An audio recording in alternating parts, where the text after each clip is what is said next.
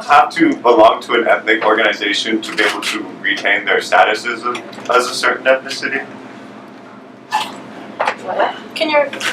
In response to what this gentleman was inferring, does one have to actually belong and go to an ethnic organization to continue to be that ethnicity? Is it sort of implied that he Like renounces? true Hungarian? Yeah, he renounces his nationality or his ethnicity by I'd not. like to go, but I'm not allowed to go. I'm not, Does that make you not Hungarian? Let me give you a little example. It's going to take me 1 minute. Just a classical example, you know, and you're going to love this.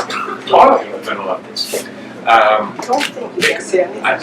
think you're gonna love this because it's tailor made for you. You know, I'm addressing.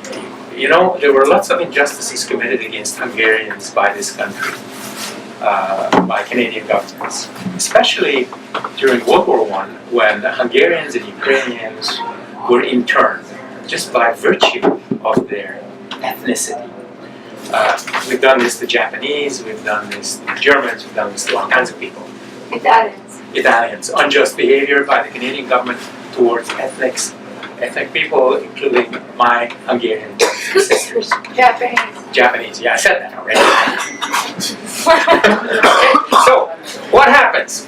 The Canadian government finally comes to its senses this year with a lot of effort from the Ukrainian community and with a lot of effort from one of my buddies who's on my board, the terrible, communist, devilish, whatever, Canadian-Hungarian Democratic Charter. We fought to get the Canadian government to apologize to our people, to you, and everybody who's Hungarian. We fought for this, and we got an apology.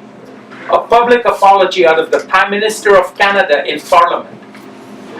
The government said, Hungarians, Ukrainians, we've been nasty to you.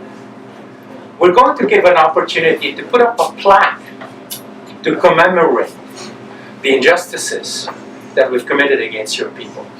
So, my friend Christopher Adam, who fought for this apology, went to the Hungarian church, and we wanted to put the plaque up on the wall of the Hungarian church in memory of the injustices committed against our people. This was 2 months ago. You know what happened? I'll tell you what happened. I was forbidden to go on the territory of the Hungarian church. Forbidden. My friend Christopher Adam, who organized the whole thing, was allowed in.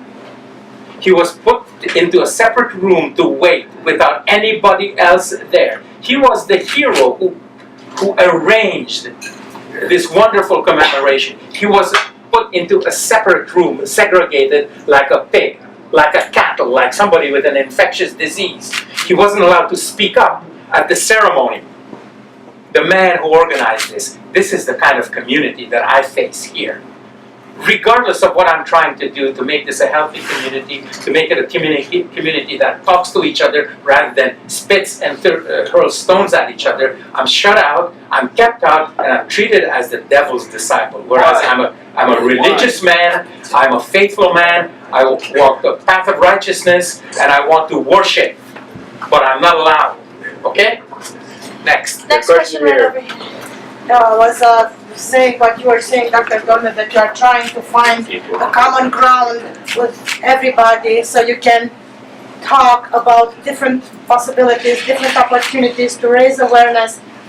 I just want to make one remark for the Hungarian government. Apparently they have a lot of internal problems, but it is my desire for this government to stop making problems for their communities who are living in other countries and who are very well treated and well respected, because what's going on inside the Hungary, it's spreading all over, and people are living in peace. Communities are living in peace, but because they put hatred between people, one day we might have big problems. So I would appreciate if the government would take the responsibility and say, if our people living in these territories are well respected, are well educated, are allowed to speak their language, to learn their history, that they have the same rights as the citizens of that country. I hope that they can appreciate that. but don't put more hatred, because one day the government and everybody's gonna pay the price, and this is not fair. Because people who are living side by side, who are sharing the same bread, even though they are not speaking the same language, they are fine because of the government is putting hatred because of their agenda. I don't know what is their agenda. I totally agree with you that hatred between community members. I am from is a Romania, and I would say it very clear and proud. I'm from Romania. We have a very big Hungarian community, but we live in peace with them. Which is fantastic. We have nothing against them. They have nothing against us. Yeah. But when the agenda is coming from Budapest and their leaders in Bucharest, they start to put hatred between the communities. This is a very serious matter because it's our country. I'm not saying it's my country, but I'm saying it's our country, and they should stop this. I if they don't want to pay the price. Yeah, I agree. I mean, it's very important. You know, what always puzzles me is that I look at other ethnic communities. I look at the Italians, I look at the Germans, I look at the Scandinavians. You know, there's none of this kind of incredible antagonism within the community that we have in the Hungarian community. For some bizarre reason, I understand, you know, it's not so bizarre, I understand why this is, but in our community, we have the situation of one-party mesmerization. By definition, every other party other than the current ruling party is either communist or garbage. And there's no opportunity to discuss liberalism, and those who consider themselves liberal are by definition dogs in this community. And I'm puzzled that Hungarians live here and have lived here since 1956, and you don't realize that this is a country of pluralism. That there can be debate, you can be a conservative, you can be a liberal, you can be a new Democrat, and we can talk to each other. We don't have to love each other, we don't have to like each other, we can disagree. Why not? Why can't we all go and sit in the same community hall and eat our Hungarian sausages and say, you know, I don't like that damn government, and you tell me that I don't like that bloody Georgian because he was a liar. And that's fine. And we could have discussions, and we could be peaceful together and live like human beings in discourse. But it's not allowed.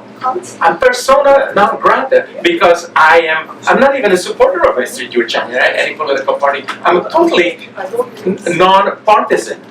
I refused to vote in the last Hungarian election, even though I'm allowed to. Mr. Gyurcsány granted the voting rights to Canadian-Hungarians, and I refused to take the vote because I don't think, as a non-tax-paying Hungarian living in Canada, I should interfere in who should be ruling in that country. So we have time for a couple more questions, Mr. Gollner. Yes, I'm happy. Yeah. Okay, so right over here, he's remembered. Very quick comments, not a question, a very quick comment. I think what happened after your presentation was almost as interesting as your presentation itself. The reason for that is that I think I'm myself born in Iran and I grew up here.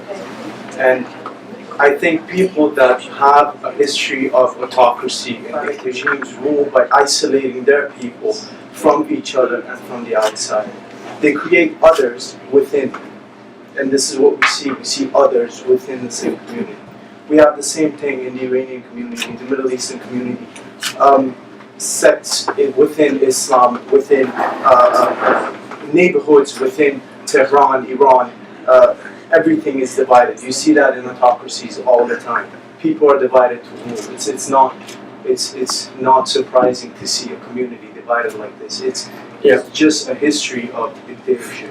It's too bad. So, I think you had a question over here. I can't remember what. Okay, no problem. Would you like to say something?